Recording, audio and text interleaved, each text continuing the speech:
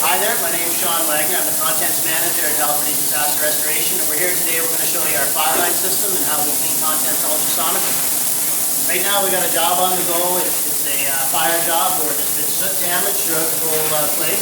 So we've got some items staged here, and we're actually going to start cleaning some stuff for you and show you how it looks before and after. Basically, here's a jar that's been heavily damaged by smoke and soot.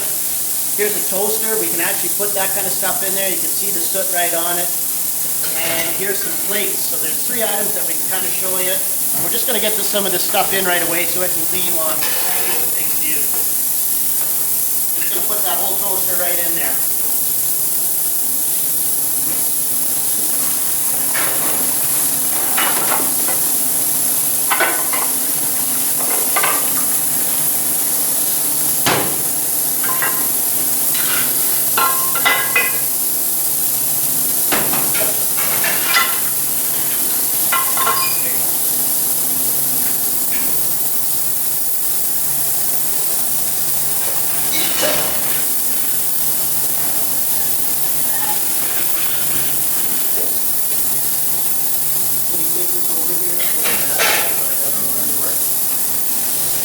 We're going to do this live right here so we can give you a little bit of an idea how it works. And basically, this is a cost-saving and a labor-saving measure.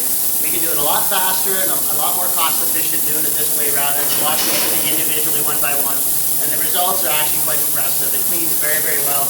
Basically, how it works is, all this is a big tank with hot water in it. We heat it up to whatever we want. We use about 140 degrees. There's biodegradable detergents in there, basically soaps. No harm can be done. Basically, there's 72 speakers in there. Those speakers are hooked up to generators, and those generators power the speakers. Basically, it creates millions of tiny little bubbles. And what those bubbles do is they basically attack. As you can see right now, all the dirt boiling off of that toaster down there. Basically, those bubbles just get in there, and they attack, and they clean the surface. Now, one of the advantages is we can clean pretty much anything that's a non-porous material. And sometimes you might find that you clean items from a fire job and say it's a plastic, and it goes back into the, you clean it and then it goes into the dishwasher later, and then when it comes back out it smells again. Well, that's because materials like plastic expand when they're heated up. So in a fire, that plastic might heat up, expand, and the smoke actually gets into the plastic, it cools off, and then it gets trapped inside the pores of the plastic. Well, what it does with the heated water is it expands that material again. Tiny scrub bubbles kick out all the dirt and the soot and the smoke, and cleans it, back as good as new. So here we've been for what, 30, 40 seconds or whatever, and we're working on this. You can take it out, and you can already see the difference is noticeable. Let's give it a quick rinse here.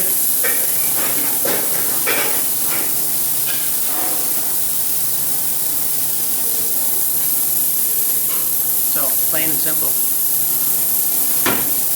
So what happens after that is it comes through.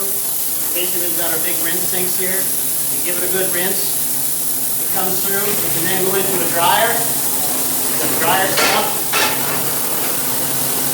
And again, depending on the item we want to clean, you know, it could be as little as 30 seconds. It might take 2 or 3 minutes. Depends on how heavy the soot and the smoke was on it. So it comes into here. We got this set at 140 degrees Fahrenheit. Then once it comes back out, we got people packing it here, depending on what the item is. It just gets wrapped back in the paper, and we put it back into clean boxes. Everything's kept track of. It's itemized. We know exactly what's going on. We know all the contents that were taken out. We know all the contents that are put back in. So basically, if we pack out, it takes us 25 or 30 cube boxes. Each box goes into a rack. The racks go around, and they go back into the same size of box. So we got the same thing again, the same contents back into the same box. We know what room it came from. It came out of the living room, it goes back into the living room, and it's all marked on the box. So now we can go back and check out these items we're cleaning. You have to move it slow because the ultrasonics make a little squealing if you move too fast. So there we go, there's those plates. We'll give them a rinse for you to show how quickly they came clean. Just give them a quick second here.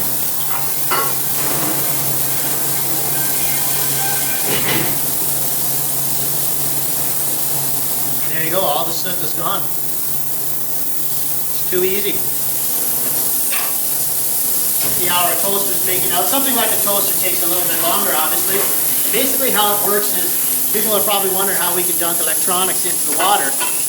But basically, as long as it doesn't have an LED readout, it can be put in the water. If there's no LED readout, then there's no circuit board in it. If there's no circuit board in it, there's no harm, no foul. See there, you can see it's all coming clean already.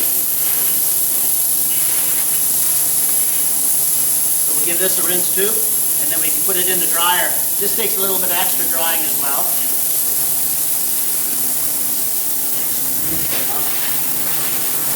So basically that's how it works. It's a pretty simple process, but it's a great technology.